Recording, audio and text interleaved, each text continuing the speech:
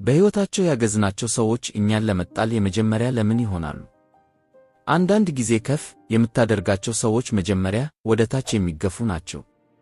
ጊዜህን፣ እምነትህን፣ ድጋፍን ትሰጣቸዋለህ፣ ነገር ግን እግራቸው እንደደረሰ ማን እንደቆማቸው ይረሳሉ። ይህ የሚሆነው ለምንድን ነው? ሳይኮሎጂ የጥገኝነት ቂም ይለዋል ወይንም ሪዝመንት ኦፍ ዲፐንደንሲ።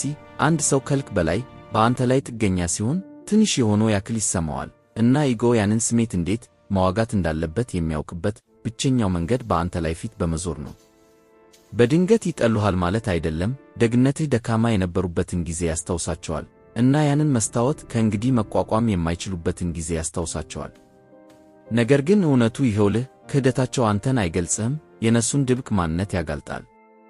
ጓደኛህን አላጣህም፣ ሸክም ለቀቅክ፣ እንዲነሱ ከፍ እንዲሉ ረድተሃቸዋል። እናም ያ የአንተ ኃይል ነው፣ የአንተ ስህተት አይደለም። ስለዚህ በሚቀጥለው ጊዜ አንድ ሰው ደግነትን ሲክድ መራራ አትሁን። እውነተኛ ታማኝነት ብዙ ማውራት አያስፈልገውም እና የተሳሳቱ ሰዎችን ማዳን ስታቆም መጀመሪያ ላይ ፈጽሞ የማይጎዱን ሰዎች ቦታ ትሰጣለህ።